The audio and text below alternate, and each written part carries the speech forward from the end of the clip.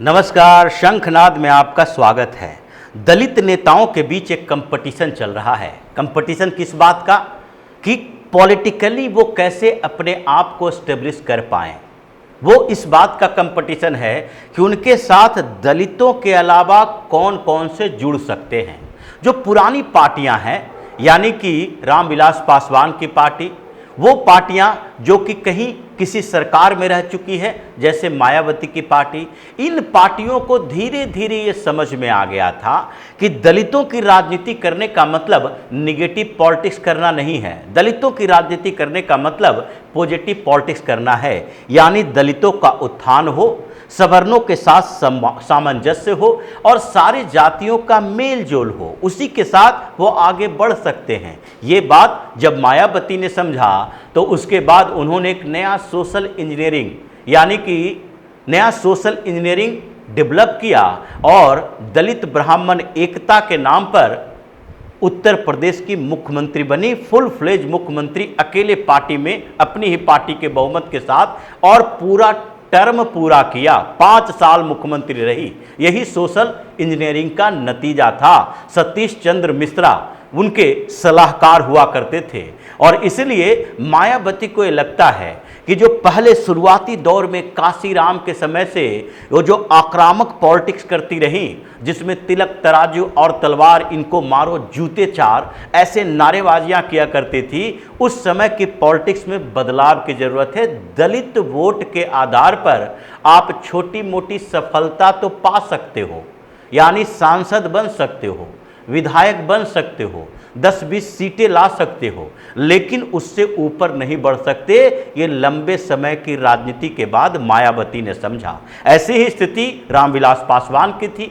वो शुरुआती दौर में थोड़ा ज़्यादा आक्रामक हुए, लेकिन धीरे धीरे उनको भी समझ में आ गया कि हमें किस आधार पर राजनीति को आगे बढ़ानी चाहिए, और इसलिए रिजर्व सीटों पर राजनीति करते हुए, चुनाव लड़ते हुए भी उनको सपोर्ट की जरूरत एससी के अलावा दूसरे वर्गों से पड़ी, जिसमें उन्हें सबसे ज़्यादा सवर्णों का सपोर्ट मिला, क्योंकि दूसरी तरफ ओबीसी की एक ऐसी डोमिनेंट पार्टी का नेता था जिसने सवर्णों के खिलाफ एक तरह से आक्रामकता पैदा कर दी थी, जंग का ऐलान कर दिया था। ऐसी स्थिति एक दो जगह नहीं, कई जगह पर है। लेकिन फिर धीरे धीरे इन पार्टियों की में जो स्थिरता आई, कुछ दूसरे नेता उभर कर सामने आने लगे। उन्हें भी लगा हमें भी दलित की राजनीति करनी चाहिए, और दलित की राजनीति जो ये पार्टियां कर रही है, जिसने में स्थिरता आई है, जो सामंजस्य के साथ राजनीति करती है, उन पार्टियों से अलग होकर दिखाना है। और उन पार्टियों से अलग होकर दिखाने के लिए क्या करना पड़ेगा?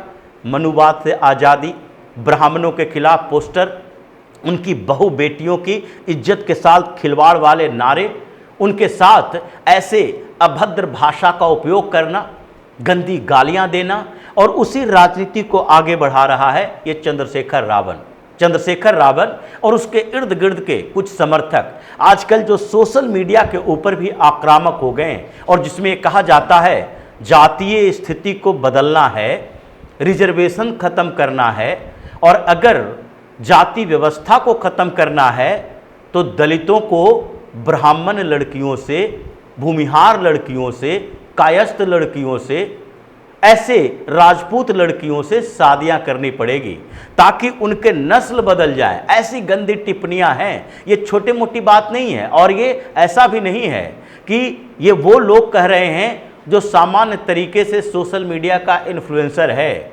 आईएएस अधिकारी जिनका सिलेक्शन रिजर्वेशन से हुआ, वो भी ऐसी भाषा का इस्तेमाल करता है, और उसका सपोर्ट, वर्मा का सपोर्ट चंद्रशेखर रावण करता है। चंद्रशेखर रावण भरे मन से इस बात का सपोर्ट भी करता है और कहता है ये ब्राह्मण लड़कियां, ये सवर्णों की लड़कियां अपने घर में लाओ। उसके खिलाफ ऐसी भाषा का उपयोग करता है जिसे बताया भी नहीं जा सकता। तो इसका इलाज तो होना जरूरी है, और इसलिए इलाज की व्यवस्था हो रही है। चंद्रशेखर रावण जो सोच रहा है कि एक सांसद बन गया, और सांसद बनने के समय उसको लग रहा था भीम आर्मी ये ऐसी आक्रामक सेना होगी जो किसी भी जगह पर कहीं भी किसी से टकराव की स्थिति में आ जाए टक्कर ले, मारपीट करे, दंगा फैलाए। आप करनी सेना से टकराने की स्थिति में हो, लेकिन जो तरीके कुछ आंदोलन के होते हैं, प्रोटेस्ट के होते हैं, जिसमें शांतिपूर्ण तरीके से अपनी बात सरकार तक पहुंचाई जाती है, जिसे डेमोक्रेसी में, लोकतंत्र में एक प्रेशर ग्रुप, दबाव समूह के तौर पर कहा जाता है कि अगर लोकतंत्र अपनाए हो तो इस प्रेशर ग्रुप को भी सरकार को प्रेशर झेलना पड़ेगा। और अगर सरकार को लगता है कि इसके विरोध करने से, इसके बिदकने से, इसके नाराज होने से हमें समस्या खड़ी होगी और आगे के चुनाव प्रभावित होंगे, तो उसे झुकना पड़ेगा, चाहे सरकारें किसी की भी हो, कांग्रेस की सरकार हो, भारतीय जनता पार्टी की सरकार हो, या किसी गठबंधन की सरकार हो, या छोटी पार्टियों की राज्यों में सरकार हो। सबको इस बात के लिए इस प्रेशर ग्रुप के सामने झुकना पड़ता है। मोदी सरकार किसानों की मांग मानी, आखिरकार तीनों कृषि कानून को वापस लिया। ये मजबूरी थी, क्योंकि ये प्रेशर ग्रुप था जो उत्तर प्रदेश यानी पश्चिम उत्तर प्रदेश, हरियाणा, पंजाब में कुछ क्षेत्रों तक कम से कम भारतीय जनता पार्टी के वोट बैंक को प्रभावित कर रहा था। उसी तरीके से मुसलमानों के प्रेशर के आगे ये कांग्रेस और सो कॉल्ड सेकुलर पार्टियां झुकती है। इन लोगों को लगता है कि नहीं, अगर मुसलमानों के खिलाफ जाएंगे, नाराज होगा, तो हमें मुसलमान वोट नहीं देगा, और बिना मुसलमानों के वोट के हमारी राजनीतिक अस्तित्व भी खत्म हो जाएगी। तो उसके पीछे पीछे चलता है, उसकी सारी बातें मानता है। कांग्रेस ने मानी, राजीव गांधी के समय में मानी, शाहबानों के मामले में सुप्रीम कोर्ट के आदेश को पलट दिया, और यही नहीं, ये प्लेसेस ऑफ वर्शिप एक्ट लेकर आया, पूजा स्थल कानून जो कि उसके समर्थन में है। ऐसे कई कानून लाए गए, और उसी के साथ यूसीसी यानी कि यूनिफॉर्म सिविल कोड को ना लागू करके इन लोगों ने मुस्लिम अपीजमेंट की पॉलिटिक्स ही की।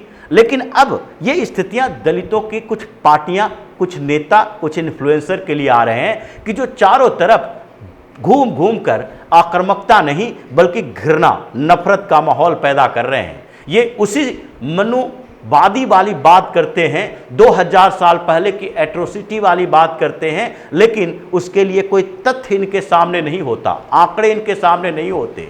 ये उस बात की चर्चा नहीं करेंगे कि कैसे इन्हीं लोगों के सहयोग से, सारे लोगों के सहयोग से ये व्यवस्थाएं, ये सिस्टम बदली है, और इसी बात को लेकर संविधान बनाया गया कि समाज में सारे लोगों को, सारे वर्गों को मुख्य धारा में शामिल किया जाए। लेकिन चंद्रशेखर आजाद रावण की बात हो रही है।